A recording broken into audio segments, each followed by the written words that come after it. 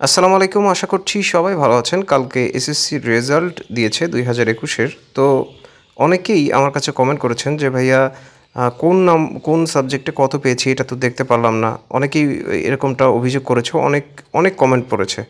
তো আজকের এই ভিডিওতে যে বিষয়টা দেখাবো সেটা হচ্ছে যে, আপনি কিভাবে চেক করবেন। কালকে অনেকেই যেটা করেছে সেটা হচ্ছে এইখানে দেখতে পাচ্ছেন যে educationboardresult.com এই যে ওয়েবসাইটটা এখানে আচ্ছা আমি এটাকে একটু সিলেক্ট করে দিচ্ছি একটু আপনাদের দেখানোর জন্য। এখানে একটি রেজাল্ট এখানে নিয়ে আপনাদের দেখাচ্ছি। এখানে দেখতে পাচ্ছেন যে একটি রেজাল্ট এটা আনলাম। এইখানে অনেকেই এভাবে ট্রাই করেছে। এ প্লাস, এ প্লাস, এ প্লাস সবকিছু এরকম রেজাল্ট শো করেছে। কিন্তু কোন সাবজেক্টে কত পেয়েছে, কিভাবে কি এসছে, প্র্যাকটিক্যালে কত, সমস্ত কিছু এটা অনেকেই জানতে চেয়েছে কিন্তু পারেনি। আজকের এই ভিডিওতে দেখাবো যে কীভাবে এটা করবেন। আপনি গুগলে যাবেন, গুগলে গিয়ে সার্চ করবেন হচ্ছে ই-বোর্ড রেজাল্টস অথবা ই-বোর্ড রেজাল্ট এরকম লিখেও সার্চ করলে হবে। এই যে প্রথমে যে লিঙ্কটা দেখতে পাচ্ছেন এটাতে ক্লিক করবেন। এটাতে ক্লিক করার পর এরকম একটি ওয়েবসাইট ওপেন হবে। তো কালকে আমি এইটা থেকেই দেখিয়েছিলাম, কিন্তু কালকে প্রাথমিক অবস্থায় যখন আপনি রেজাল্টটা দেখছেন তখন কিন্তু এরকমটা নাও আসতে পারে, মানে ডিটেল আসবে না হয়তো এই ঠিকানা আপনার রেজাল্টটা এত। প্রথম অবস্থায় হয়তো এরকমটা আসতে পারে, কিন্তু পরবর্তীতে মার্কশিট চলে আসে হয়তো বিকেলের দিকে অথবা সন্ধ্যার দিকে অথবা কিছু সময় পরেই। এখানে আমি এক্সামিনেশন সিলেক্ট করে নিচ্ছি, কথা বাড়াচ্ছি না। এখানে ইয়ারকে সিলেক্ট করে নিচ্ছি।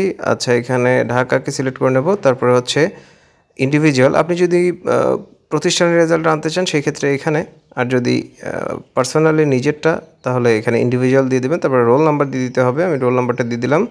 এখানে রেজিস্ট্রেশন নাম্বারটা দিয়ে দিতে হবে। অবশ্যই রেজিস্ট্রেশন নাম্বারটা অ্যাভয়েড করবেন না, এটা দিয়ে দেবেন। আচ্ছা, যদি এই ক্যাপচাটা বুঝতে সমস্যা হয় এখানে রিলোড যে অপশনটা রয়েছে এটাতে ক্লিক করবেন।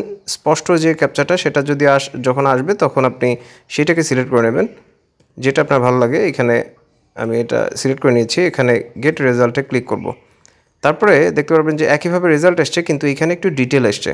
এই যে থিওরি বাংলা ফার্স্ট পার্ট, এখানে সেকেন্ড পার্ট, তারপরে 50-50 দেখতে পাচ্ছেন। তারপরে এমসিকিউতে এখানে 21 টোটাল হচ্ছে 142। এখানে এ গ্রেড এসছে। তো এখানে শুধু গ্রেড শো করছিল, কিন্তু বাদবাকি কোনো কিছু শো করছিল না। এখানে কিন্তু একদম ডিটেল পাবেন আপনি। এখানে দেখতে পাচ্ছেন কেমিস্ট্রিতে 43, তারপরে এখানে এটা হচ্ছে থিওরি, তারপরে হচ্ছে প্র্যাকটিক্যালে হচ্ছে আপনার 25, তারপরে এখানে সমস্ত কিছু এখানে শো করাচ্ছে। আপনারা এভাবে এই যে আমি যে উপায়টা দেখালাম এইভাবে আপনি কিন্তু ডিটেল পাবেন।